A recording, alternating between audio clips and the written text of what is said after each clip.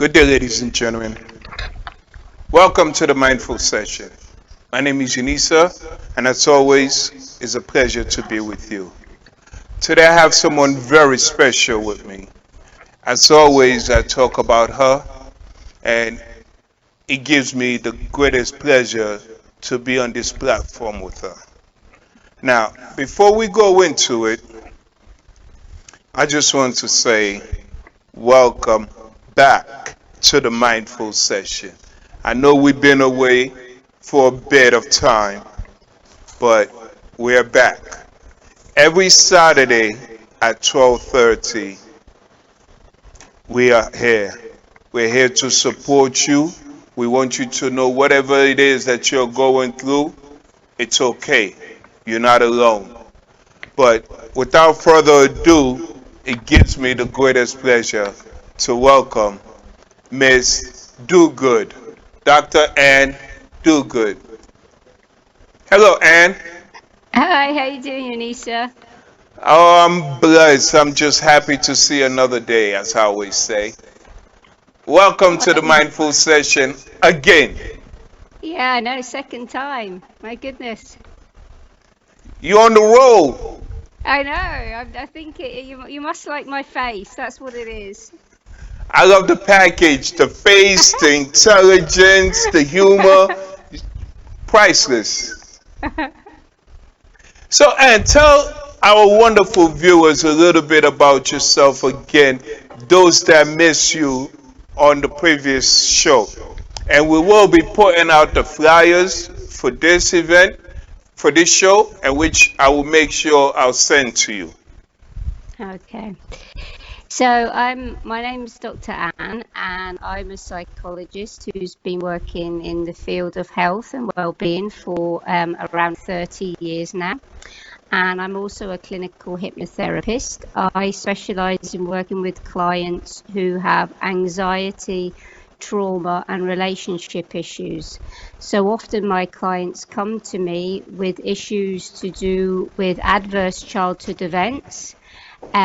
So they've had experienced alcohol, drugs, or parental discourse in their childhood.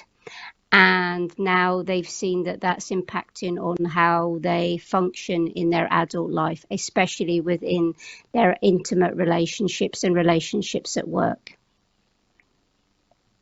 Wow.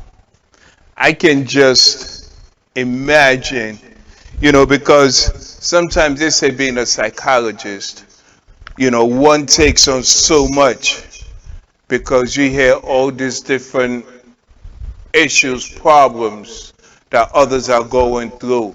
And as a psychologist, you have to digest all that. So, what's your sense of serenity? What gives you that serenity having to hear so much trauma? Because you are a human being and you feel for everyone.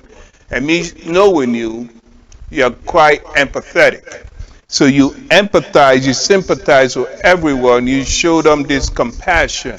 But how do you release? Okay, so firstly, I have very limited clinical appointments. I only really see about 10 clients a week. And that's because the clients that I deal with tend to be very, very traumatized. So they are coming from incredibly difficult backgrounds. And in order for me to give the best service I can and really give all my energy and focus to them, I limit how much clinical time I do, because my sessions can be between an hour and a half to 2 hours, depending on, what they're talking about. So, with my experience over years, the clients that I deal with have become increasingly complex. So I'm better able to deal with some of the stuff that I'm being told. Although I have to be honest, I still get taken by surprise and shocked sometimes by what people have experienced, how other human beings can treat their children or can treat just young vulnerable people. So when I hear these stories, I have to be really careful to make sure that although I empathize, I don't internalize completely what those stories are. So This has been years of experience. And because I'm a clinical hypnotherapist, I use a lot of the hypnotherapeutic techniques with myself to make sure that I keep my mental health stable. I give myself lots of positive programming on a daily basis. So I am constantly mindful that in order for me to do my job, it's really important that I maintain myself first and foremost. Excellent. Because as they say, if you don't take care of you, how can you take care of others? Absolutely. Now, being that you indicated the word minds, so let's focus on the mindset for a minute. And now, if you don't mind, many people tend to neglect the mind. They tend to run on a routine base. They're not exercising their mind. Now, what can you tell us about the mind? Well, the thing is, anything that you do in life begins as an idea in your head. And depending on the types of ideas that you allow your mind to have, really depends on what experience of life you have. So imagine somebody invents, the next fantastic invention, I don't know, like the iPhone. That began as an idea. It didn't become as an object. And that person then took that idea and they fed it with other positive ideas about possibility of how they could make that thing happen. They fed it with other ideas about how they could bring together different people and how they could network to make that happen. So the people that are generally very high achievers spend a good proportion of their time making sure that they surround themselves with people who are very positive thinkers, who have very positive dialogue, so they have a motivational base, but they also recognize that their mind is really where everything starts. I've worked with professional footballers, so part of the work I've done with them is also about, how they see their performance. So, for example, if a professional footballer is about to go on to take a penalty, for example, Cristiano Ronaldo, for example, you can see him going up to the penalty spot, and you can see whether he's got a good mindset or a bad mindset. You can almost see his body language and you can see the internal dialogue he's having.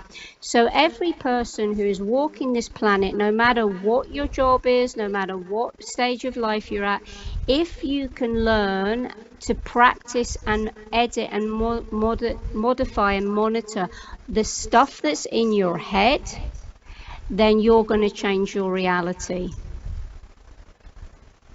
I like that. So basically, what you're saying is that we can train our mind, the internal, to control the physical, the exterior. Absolutely. Now, can you give us some strategies, some ideas on how to go about this? Okay, so a lot of us know about things like manifestation or affirmation. Now, really what that is simple programming. So we're telling our subconscious mind what we want to happen in our life. And we tell ourselves enough times, then it becomes almost like a background program that we're running. So, for example, say I decide that I want to buy a new car. I want, I don't know, an Audi.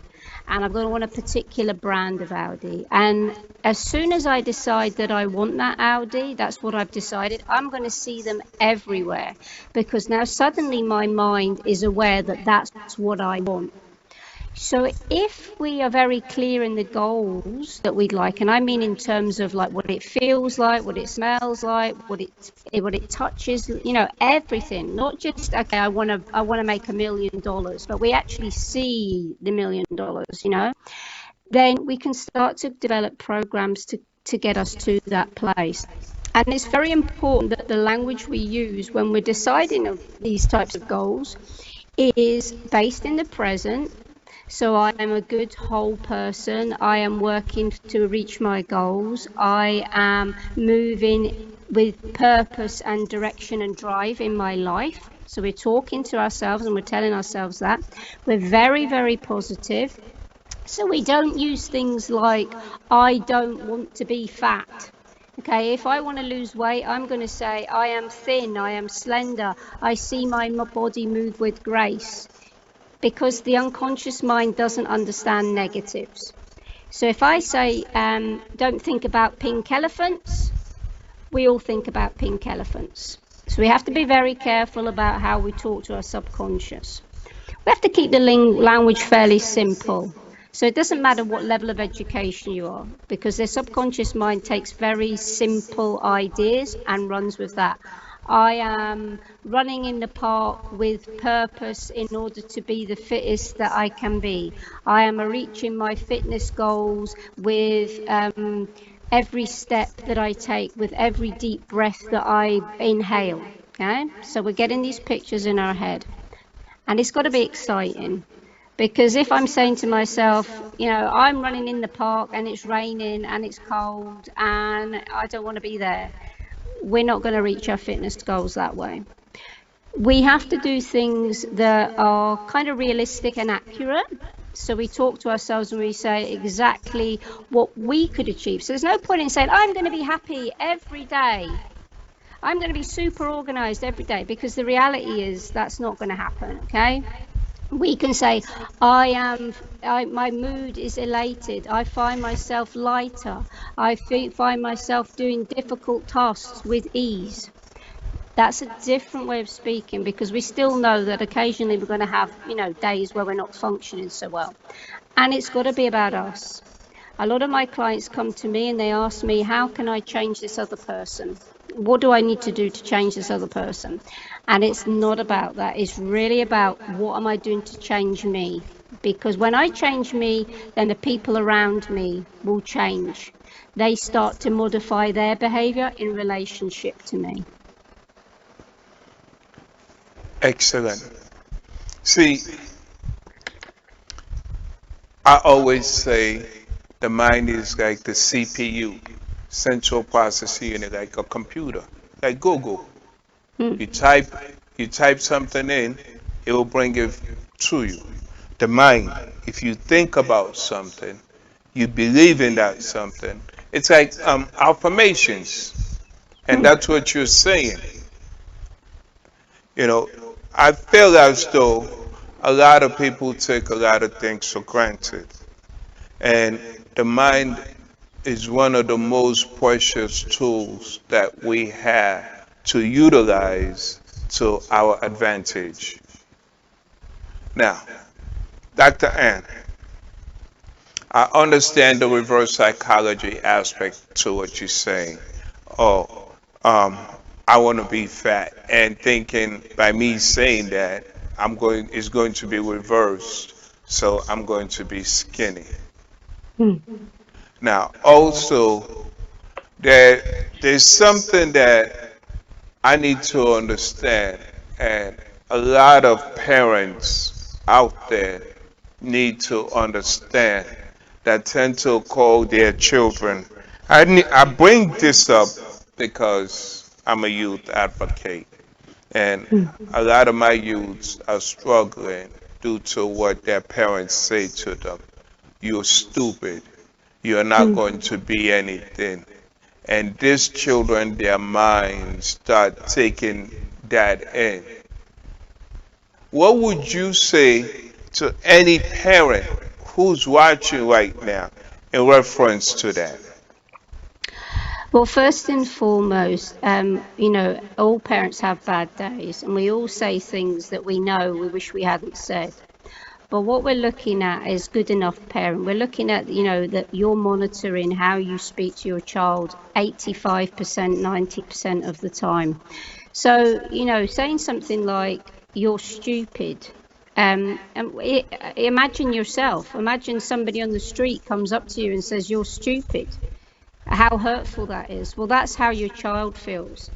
Now, the problem with young children is they have no capacity to even to challenge those ideas that you're giving to your child. They have no filter. They take what you tell them as the gospel. This is true.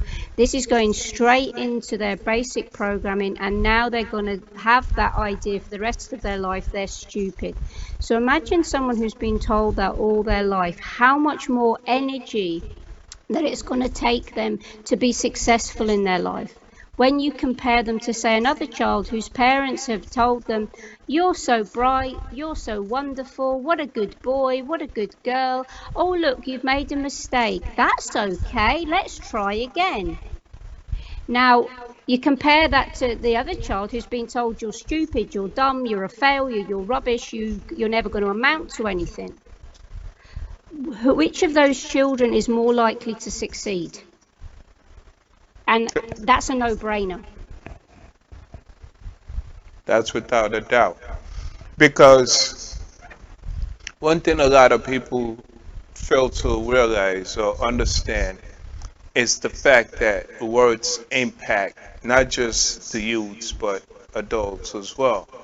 But when we talk about the mindset, it's not just the thought process, is it? It's also the actual words that we convey unto these youths, unto others, and unto ourselves. Well, when we're using language that is degrading and down-putting, and that's the words that are coming to our mind, it's also kind of a window to how we think and how we feel about ourselves. So what we're seeing is not just, that maybe the mum or the dad is being horrible to the child, but it's how they're talking about themselves. So it's somewhere along the line, someone has to break that communication. They have to say, okay, if my child is being particularly naughty and my child is running around and they're wild and they're climbing everywhere, how do I maintain and monitor my emotional arousal in that time to ensure that the way I communicate to my child is respectful? Because it's about the adult losing their cool in that moment. And it really is a window to us understanding how they are functioning in their internal world. And generally, they're very overstretched. Understandable.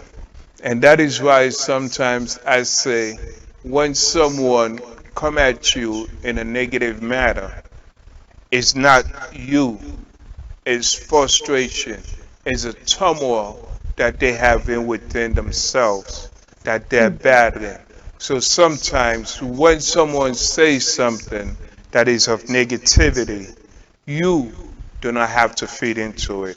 Because when you feed into it, then you have that toxic in you, you are going to try to take it to someone else. And people are not going to come to you. They're going to deviate, even friends that you associate with, because no one wants that type of negativity. Correct? Yeah, and further to that, it actually affects our physical health. Because every emotion that we have, every emotional thought we have, it has a physical response. So say I am feeling fearful because you've shouted at me, then my blood pressure is going to increase. And with time, what can happen is that becomes a chronic. So then what we've got is not just the mental issues, emotional, mental health issues, then we also have health. So blood pressure, heart disease, diabetes, and then on top of that, we have a lot of people turn into things like addictions in order to be able to somehow cope with all of this emotional turmoil. So it spreads across society in so many diffuse ways, and the only real power we've got is being able to maintain our own thought processes, is being able to maintain our own internal systems, our own anxiety levels, our own internal arousal systems. So it's probably for me, it's the most important form of self-care and self-love that we can learn to do. Now, I'm happy you touch upon this. Let's go just a little bit back to what you said. How we get how we get to this emotional stage, and also how it affects us on the physical. Now, won't a lot of people start getting affected, as you stated, depression kicks in. You know, blood pressure start going high. Then there's that, let's just say get to the worst where they have to amputate. And some people get depressed, they start drinking, smoking, and doing a lot of things that is harming themselves. Now, dealing with the mind, what would you say that can support someone who's watching right now, who's going through this? The thing is, when somebody is in a state of turmoil, it's really about them finding appropriate help. Now, if depending on what level they're at, I would suggest, okay, go to speak to your GP, go and see if you can find some sort of psychological support. But for basic things, we're talking about the real basic health things like going outside, going for a walk, going and being outside and breathing fresh air, trying to make sure that you get regular sleep, reduce things like caffeine, improve your diet, all of those basic things which seem so boring, okay, but are really fundamental, because ultimately we are a biological system. And when our biological system is out of kilter, when we're smoking too much or we're drinking too much, then it affects our mental health. Our mental health then affects our physical health, and we get caught in this loop. So what we need to do as individuals is find somewhere in that loop that we're comfortable to break it. Whether it be physical intervention, so we take up a sport, or we go to, Alcoholics Anonymous, or whether it be a social break, so we start to go and see our friends more, we do volunteering work, we find work. Work is a phenomenal way to break this cycle. Or we do a mental thing and we start to do something like yoga, or we get a hypnosis track, or we go and see a psychologist. But anywhere on that cycle, we as individuals can make dents and inroads to getting ourselves out of that loop. Now, this information is accessible online. As I stated in the beginning of the show, we here at the Mindful Session, we're here to support you. Whatever you are going through, never feel as though you are alone. There are groups out there that you can join. You can, if you don't have a laptop, it's okay. If you don't have a computer at home, you can now use your cell phone and Google and get this information.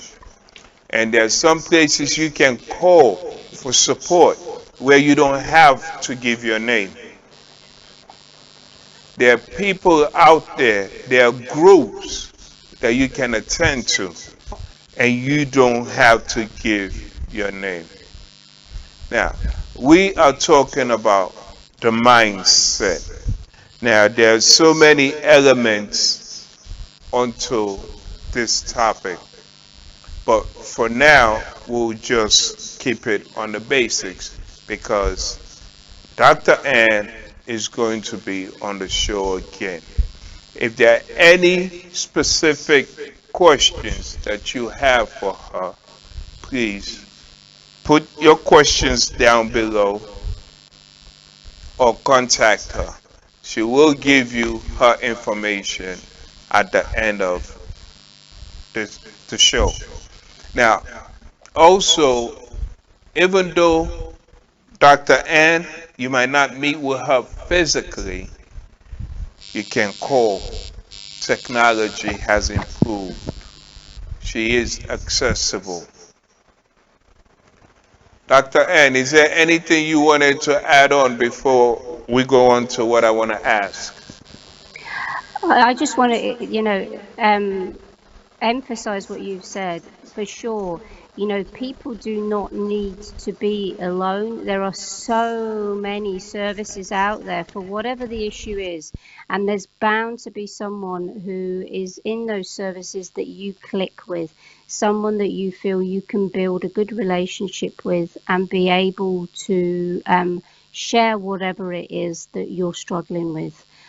If you go to a therapist and that, or you go to see a service and you don't feel comfortable with that service, please don't stop there.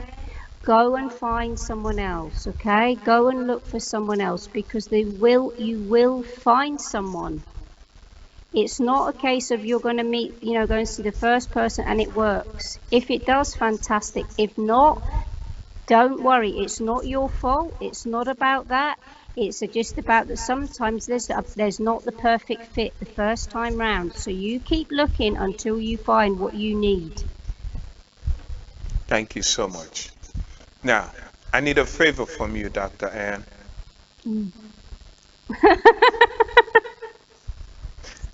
Not this time, it's not that bad. I just want you to slant your monitor a little bit because you're somewhat to the edge. So that way we can have you center. That way? There you go. Excellent. Okay. And also, Now what? you gotta love her. She always tells me, because my job is to annoy her, but she tells me she is so chill. I am. I'm the queen of chill. You back to the corner. Oh no, I'm back to the corner. There you go. Okay, there. Okay. This is my iPhone technology. Not to take any credit from Steve Jobs. No. You're Um, perfectly centered. It's terrible.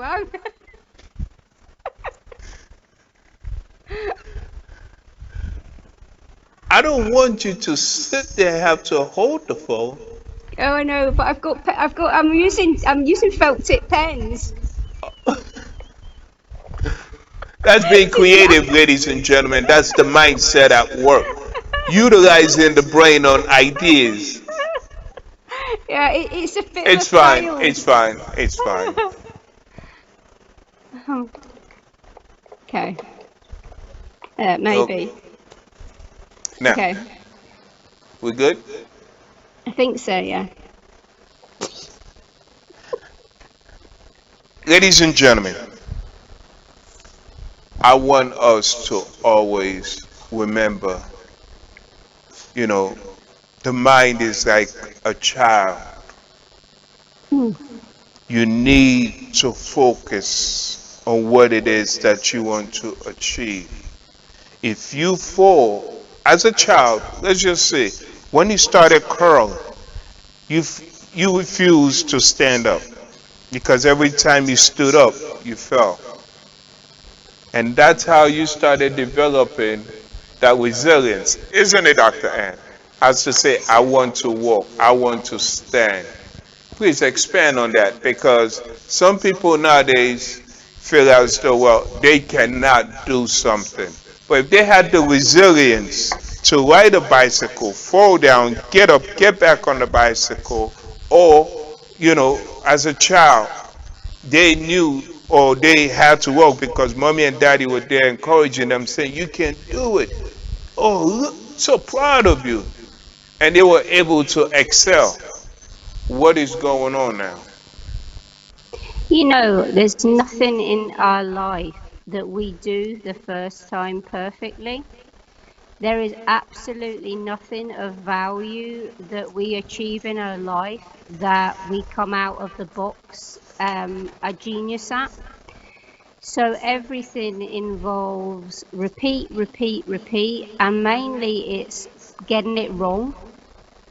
So everything we do is about aiming for excellence, and that is a process. So, if you do something, like if you, again, taking the example of footballers, footballers be on the pitch on some of the most important games, and they fluff the ball. The ball bobbles. They miss the kick.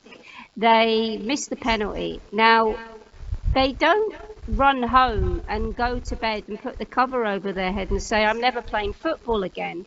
They go, okay, I recognise that that didn't go exactly to plan, but that's what happens. And my job is still to get back up on that pitch and play the game and keep going. And that attitude is what we all need in life, because, it's going to go wrong more times than it's going to go right. I believe, if you look at Michael Jordan, how many times did he go for trials and they turned him down? But he had the proper mindset as to say, I'm going to practice every day, every day. We don't become great at something unless we go through the triumphs of it. And it takes a lot of resilience, a lot of, I want to say, meditating, because when you meditate, you're able to focus a little bit more, construct your thoughts, and control yourself. And that is going through the breathing aspects of it. But we're talking about the mindset today. I think a lot of it is to do with kindness. Kindness. Being kind to yourself and knowing that, things are going to go wrong. You're not going to get it perfect every time, but that's okay. So when your mindset at a fundamental level is about being kind to yourself, you give yourself the space to practice, to play, to experiment, to get things wrong, and to get back up off when you fall down, get back up and do it again. And that's what resilience is all about. That's what it's about. See, then let's touch upon kindness a little bit.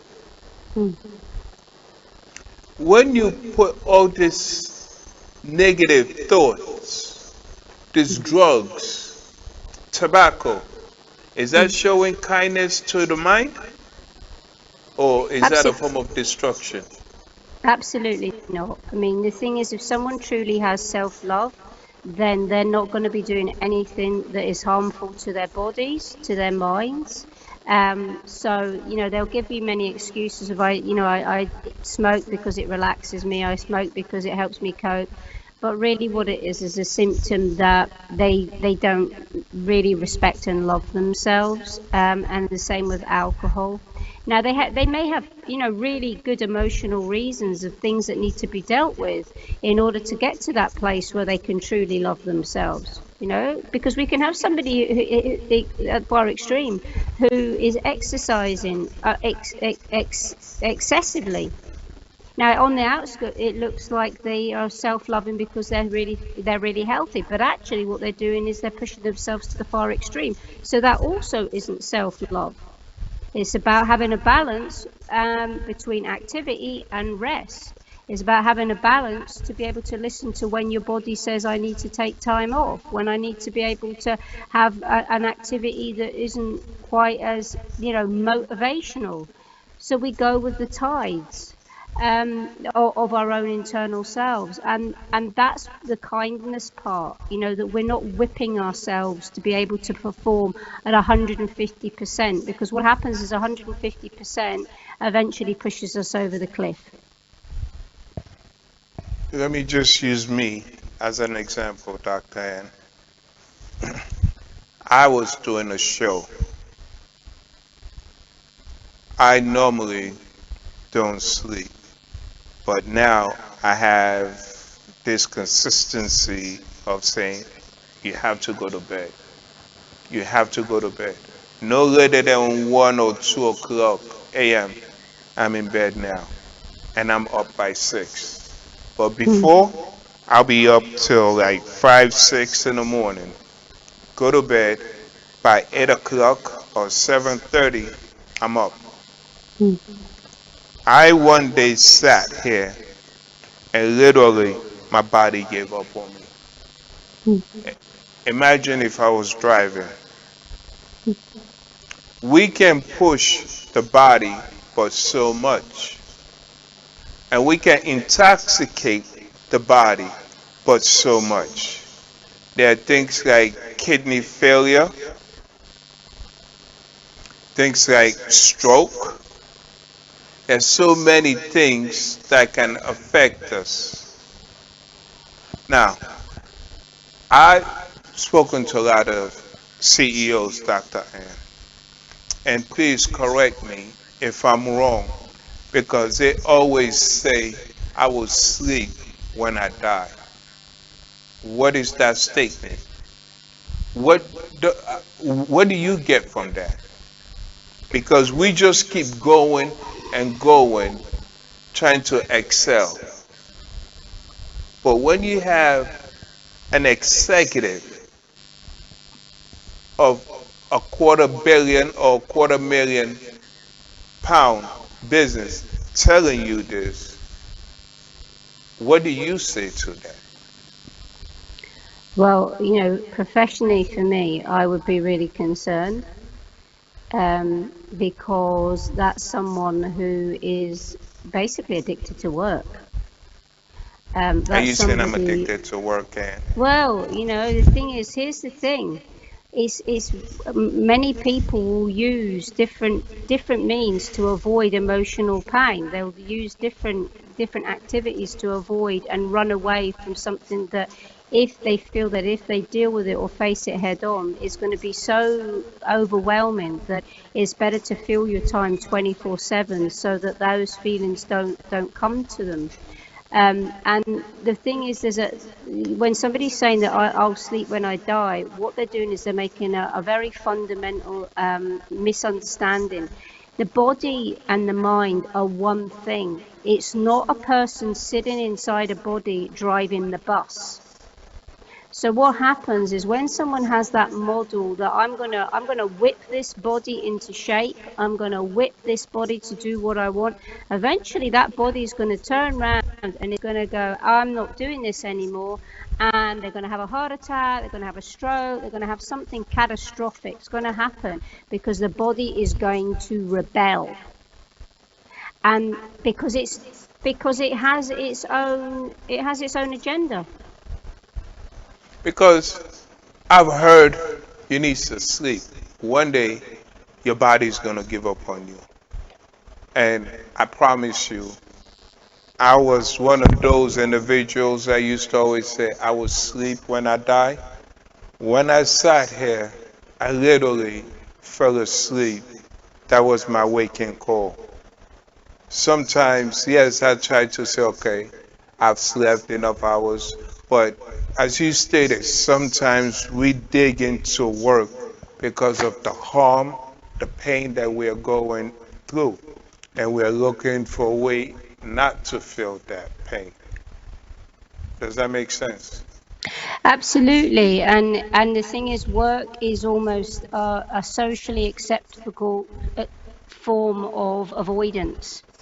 If you were, telling me, oh, I'm down in a bottle of whiskey a night, or I'm taking 5 grams of cocaine, and that's how I avoid my pain, most people would recognize that as being incredibly unhealthy. But if someone's saying, "Hey, I've got a $250 million business and I only sleep 3 hours a night," people go, "Oh, well, that must be something to do with having this really successful business." Well, actually, it's exactly the same.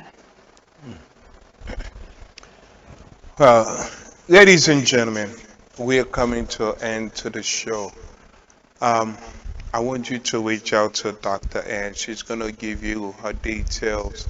The reason why I'm churching up on different things is because we are going to explore more of what we spoke about. Now, I can never get enough of her, sincerely. When we're in Clubhouse, as soon as she come into the room, I go after her. She's in the room. Let's go. So, if you really want to enjoy what I enjoy, you'll reach out and she will stimulate your mind and she will support you. And that I can guarantee to the best of her ability. Um, the mind, we spoke about the mindset today and we went through different bits. You have to set your mind, structure yourself to go to bed. You have to understand the body needs to rest. The mind needs to rejuvenate. You need to set your time. You need to find a group. If you think that mentally you're not able to structure yourself to stop the drinking, the smoking, seek help. Get involved in a group. Now, Dr. Ann, I love you to bits. Please tell the viewers how they can get in contact with you. Okay, so I've got my website and it's www.myfreedomtothrive.com, or they can find me on Instagram. If they want to email, it's drann@myfreedomtothrive.com. So if they want to have a chat, I offer a 15-minute free consultation. So even if someone just wants to get, 15 minutes to go, I've got this issue, what should I do about it? I'm more than happy to help them find the appropriate resources or give them some steer about where best for them to go.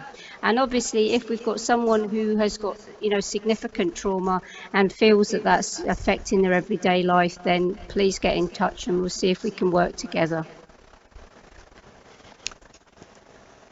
Freedom to thrive, as in THRIVE.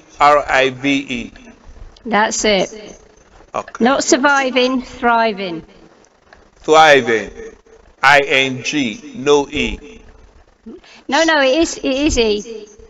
But I want people to not think about surviving, because most of us go through our life simply surviving. And it's not about that. It's about having a growth mindset. It's about having a healthy mindset. It's about knowing that we all deserve that. Absolutely. So, and ladies and gentlemen, you can hear more from her on Saturday, the 26th of June. She will be a speaker as a forward thinker. Now, many of you know how I pick my speakers. She will be there. Listen to her, lend an ear, get in contact with her, and she will be on this show again with us. As we come to an end, Dr. Ann, I will let you close the show out today. Oh, okay. Oh, how do I do that? Do I just say bye to everyone? Ladies and gentlemen, it's a pleasure to have you as usual. We thank you. Next time, Dr. Ann is going to close the show. We thank you for watching. Wherever you are in the world, be safe. Have a peace of mind. Meditate. Find something that gives you peace, serenity. I love you, and I will see you next week, Saturday at 12:30. God bless you. Good night. Thank you. Dr. Ann. Bye.